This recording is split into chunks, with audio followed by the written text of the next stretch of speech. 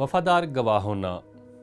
اگرچہ بہت سے لوگ مثبت جواب نہیں دیں گے، ہمیں کلام مقدس کے پیغام کو وفاداری کے ساتھ لفظوں اور مثال کے ذریعے پہچاننا ہے۔ میں زکریہ امیر ہوں۔ یہ اصول سب سے زیادہ مشہور تمثیلوں میں سے آتا ہے جس کے بارے میں یسوع مسیح نے کبھی تعلیم دی تھی۔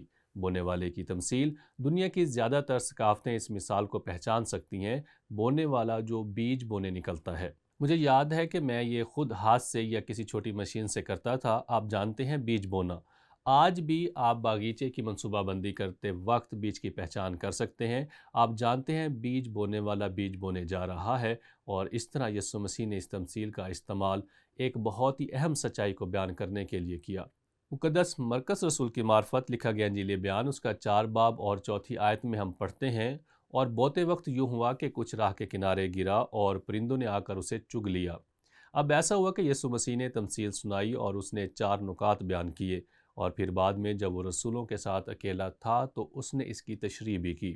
میں یہ کرنا چاہتا ہوں کہ آپ کے لیے فوری طور پر دونوں کو ایک ساتھ رکھوں تاکہ آپ اسے دیکھ سکیں۔ تو تشریح یہ ہے، بونے والا کلام بوتا ہے۔ دوسرے الفاظ میں خدا کا کلام ایک بیج ہے، جہاں کلام بویا جاتا ہے وہ راہ کے کنارے ہیں۔ یہ وہ ہے کہ جب انہوں نے سنا تو شیطان فی الفور آ کر اس کے کلام کو جو ان میں بویا گیا تھا اٹھا لے جاتا ہے۔ وہاں غیر محفوظ شدہ بیج پرندوں کی پسندیدہ خوراک ہے۔ آپ جانتے ہیں جو آ کر بیج چگ جاتے ہیں۔ خیر، یسوع مسیح اس تمثیل کے بیان کو 4 باب اور 5 آیت میں جاری رکھتا ہے۔ اور کچھ پتریلی زمین پر گرا، جہاں اسے بہت مٹی نہ ملی، اور گہری مٹی نہ ملنے کے سبب سے جلد اگایا، اور جب سورج نکلا تو جل گیا، اور جڑ نہ ہونے کے سبب سے سوکھ گیا۔ اور اس طرح اب ہمارے پاس یہ تشریح ہے، اور اسی طرح جو پتریلی زمین میں بوئے گئے یہ وہ ہیں جو کلام کو سن کر فی الفور خوشی سے قبول کر لیتے ہیں اور اپنے اندر جڑ نہیں رکھتے، بلکہ چند روزہ ہے، پھر جب کلام کے سبب سے مصیبت یا ظلم برپا ہوتا ہے تو فی الفور ٹھوکر کھاتے ہیں۔ اب اس کی تشریح کرتے ہوئے غالباً یہ اس بات کی طرف اشارہ کرے گا جسے کچھ لوگ آسان عقیدہ کہتے ہیں۔ دوسرے لفظوں میں بس ایمان رکھیں اور آپ نجات پائیں گے، اور اس طرح گناہ کا کوئی حوالہ نہیں ہے، توبہ کا کوئی حوالہ نہیں ہے۔ اور کلام مقدس میں یہ آسان عقیدہ بالآخر یا جلدی جب ظلم و ستم ہوتا ہے تو وہ ایمان رکھنا چھوڑ دیتے ہیں، جس کا مطلب ہے کہ وہ شاید پہلے ہی اس پر ایمان نہیں رکھتے تھے، کم از کم ان کے دلوں میں۔ یسوع مسیح تمثیل کے ساتھ آگے بڑھتا ہے۔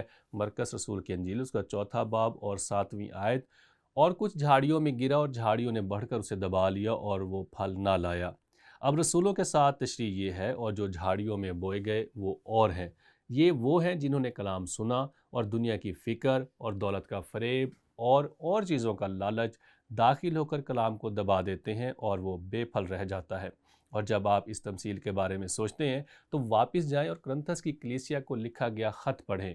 وہ ایماندار تھے، لیکن وہ یسوع مسیح کے لیے نہیں جی رہے تھے، وہ جسمانی تھے۔ بالآخر کیونکہ وہ ایماندار تھے وہ بڑھنے اور بالغ ہونے لگے، لہٰذا وہاں لوگوں کا وہ گروہ ہے جو تمثیل کے اس خاص پہلو کی نمائندگی کرتا ہے۔ ہم انہیں نامی مسیحی کہتے ہیں، یا مسیح میں صرف بچے کہتے ہیں، اور وہ بڑھ نہیں رہے ہیں۔ اور پھر وہ آخری نقطہ جو یسوع مسیح نے تمثیل میں بیان کیا، اور جو اچھی زمین میں بوئے گئے اور پھل لاتے ہیں، کوئی 30 گنا، کوئی 60 گنا، کوئی 100 گنا۔ اور ظاہر ہے تشریح بالکل واضح ہے، اور جو اچھی زمین میں بوئے گئے یہ وہ ہیں جو کلام کو سنتے اور قبول کرتے اور پھل لاتے ہیں، کوئی 30 گنا، کوئی 60 گنا، اور کوئی 100 گنا۔ اور جیسے میں نے اس کے بارے میں سوچا، میں نے یسوع مسیح کے بارے میں سوچا، یا جو پالوس نے افسیوں کے نام خط کے 2 باب کی 8 اور 9 آیت میں لکھا، جب اس نے کہا، کیونکہ تم کو ایمان کے وسیلے سے فضل ہی سے نجات ملی ہے، اور یہ تمہاری طرف سے نہیں، خدا کی بخشش ہے۔ یہ کلام کے ذریعے ملتا ہے، آپ خداوند کے پاس آتے ہیں، آپ نئے سرے سے پیدا ہوتے ہیں۔ لیکن پھر آیت 10 میں وہ یہ کہتا ہے، کیونکہ ہم اسی کی کاریگری ہیں اور مسیح یسوع میں ان نیک اعمال کے واسطے مخلوق ہوئے۔ دوسرے لفظوں میں یسوع مسیح کہہ رہا تھا، جب آپ واقعی ایمان لاتے ہیں بالآخر آپ پھل پیدا کریں گے، اور خدا آپ کے اس تجربے میں رہنمائی کرے گا۔ تو پھر ایک اہم سبق کیا ہے؟ خیر، وفادار گواہ ہونا، یہی اس اصول کا موضوع ہے۔ ہمیں ایمانداری سے خدا کے کلام کا بیج بونا چاہیے۔ سب سے پہلے ابلیس کی جوابی کوششوں سے قطع نظر، ہمارے سامعین کے سطحی رد عمل سے قطع نظر، اور ان لوگوں سے قطع نظر جو ایماندار بن جاتے ہیں لیکن نادان اور جسمانی رہنے کا انتخاب کرتے ہیں۔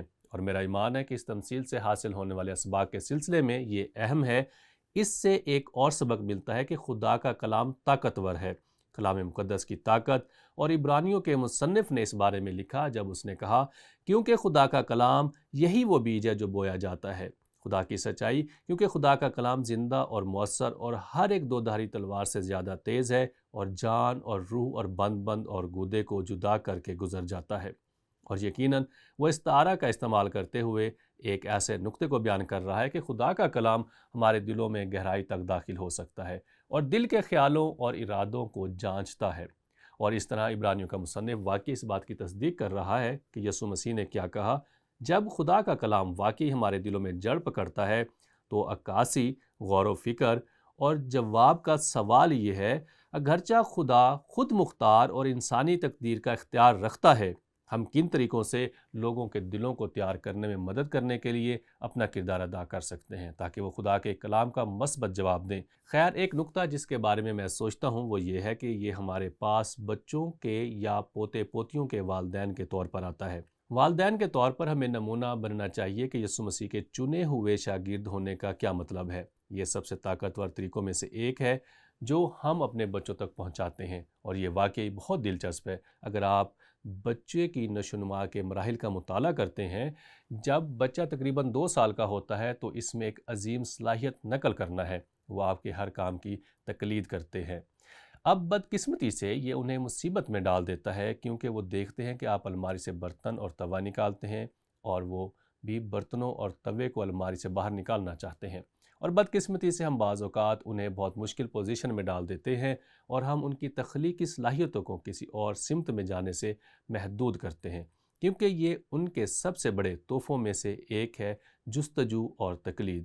مجھے اپنی بیوی کو خراج تحسین پیش کرنا ہے۔ وہ اس کے ساتھ بہت تخلیقی تھی اور اس طرح اس نے ایک برتنوں اور توے کا خانہ بنایا جہاں وہ اپنی مرضی کے مطابق برتن اور توا نکال سکتے ہیں بغیر کسی پریشانی میں پڑے، اور وہ یہ سمجھ سکتے تھے کہ صرف چھوٹے بچوں کے طور پر اس معیار کو فروغ دیتے ہوئے وہ نقل کرنا چاہتے ہیں، لیکن وہ صرف برتنوں اور توا نکالنے کی نقل نہیں کرتے، وہ آپ کی آواز کی نقل کرتے ہیں، وہ آپ کے اعمال کی نقل کرتے ہیں، وہ نقل کرتے ہیں کہ آپ ان کو کیسے جواب دیتے ہیں، وہ نقل کرتے ہیں کہ آپ دوسرے لوگوں کو کیسے جواب دیتے ہیں، وہ اس بات کی نمائندگی کرتے ہیں کہ روح کا پھل کیا ہے یا جسم کے اعمال، اور یہ واقعی ہمیں کچھ کہتا ہے نا؟ اور ویسے جب وہ اس تقلید کے مرحلے اور تلاش کے مرحلے سے گزرتے ہیں جو انہیں واقعی مشکل میں ڈال دیتا ہے، وہ ایک ایسے مرحلے پر آتے ہیں جہاں وہ نہ صرف آپ جیسا بننا چاہتے ہیں، وہ خود کی بھی پہچان بنانا چاہتے ہیں۔ جب وہ تقریباً 3 سال کے ہوتے ہیں تو کہتے ہیں، میں باپ کی طرح گاڑی چلا رہا ہوں۔ لیکن جب وہ تقریباً 4 سال کے ہوتے ہیں، عام طور پر وہ کہتے ہیں، میں جین گاڑی چلا رہا ہوں، اب میں جانتا ہوں کہ میں کون ہوں۔ اور دلچسپ بات یہ ہے کہ اگر آپ ایمانداروں کے بچوں کا مطالعہ کریں، جب وہ تقریباً 4 یا 5 سال کی عمر میں پہنچتے ہیں، وہ یسوع مسیح کو قبول کرنا چاہتے ہیں۔ وہ چاہتے ہیں کہ جو آپ کے پاس ہے ان کو بھی حاصل ہو۔ یہ اتنا دلکش ہے کہ اس نقل کے عمل کے ذریعے اس نمونے کا عمل ہماری زندگیوں میں بہت اہم ہے۔ یہ ایک امتحان ہے، ہم میں سے اکثر کی خواہش ہے کہ ہم اسے دوبارہ کریں۔ بچوں کی پرورش کے معاملے میں جانتا ہوں کہ میں کرتا ہوں، لیکن پھر روحانی رہنماؤں کے طور پر خدا کے کلام سے ہماری رسائی کے ذریعے ہمیں نمونہ بنانا چاہیے کہ روحانی طور پر بڑھنے کا کیا مطلب ہے۔ کئی بار ہم جس طرح رہتے ہیں وہ ہماری باتوں کو طاقت بخشتا ہے، اور مجھے پہلا تسلنیکیوں سے پالوس کی مثال پسند ہے جب اس نے ان نئے ایمانداروں کو لکھا۔ اس نے فرمایا، تم بھی گواہ ہو اور خدا بھی کہ تم سے جو ایمان لائے ہو ہم کیسی پاکیزگی اور راست بازی اور بے عیبی کے ساتھ پیش آئے۔ اور وہاں ہم سے مراد صرف اس کی اپنی ذات نہیں بلکہ تیموتھیوس اور سیلاس کو جو تسلنیکے آئے تھے۔ اس نے کہا، ہم نے جس کی تعلیم دی اس پر عمل کیا، اور اس نے باپ کی مثال کو استعمال کیا۔ چنانچہ تم جانتے ہو کہ جس طرح باپ اپنے بچوں کے ساتھ کرتا ہے، اسی طرح ہم بھی تم میں سے ہر ایک کو نصیحت کرتے اور دلاسا دیتے اور سمجھاتے رہے۔ اور یونانی میں یہ بیکار ہے، کس طرح ہم نے تم میں سے ہر ایک کو ایک ایک کر کے نصیحت کی، تاکہ تمہارا چال چلن خدا کے لائق ہو جو تمہیں اپنی بادشاہی اور جلال میں بلاتا ہے۔ تو وہاں پالوس رسول خاندانی تمثیل استعمال کر رہا ہے، اور وہ کہہ رہا ہے، ہم اس لیے نہیں آئے کہ تمہاری ایک گروہ کی صورت میں خدمت کریں، ایک باپ کی طرح ہم نے صرف بچوں کی پرورش نہیں کی، ہم نے تم میں سے ہر ایک کو پالا، کیونکہ تم میں سے ہر ایک مختلف تھا۔ مختلف شخصیت یہ نمونہ اور تعلیم کا ایک طاقتور اصول ہے، اور پھر یقیناً مسیح کے پیچھے چلنے والوں کے طور پر ہم سب کو اس کا نمونہ بننا چاہیے۔ خدا کے کلام کے ساتھ ہماری پہچان کے ذریعے روحانی طور پر بڑھنے کا کیا مطلب ہے؟ اور یہ بنیادی ہے پھر جو ہم کہتے ہیں اور اس دنیا میں ہمارے گواہ کے لیے، تو یہ وہ اصول ہے جو ہمیں مرکز سے ملتا ہے، اگرچہ بہت سے لوگ مثبت جواب نہیں دیں گے۔ ہمیں کلام مقدس کے پیغام کو وفاداری کے ساتھ لفظوں اور مثال کے ذریعے پہچاننا ہے۔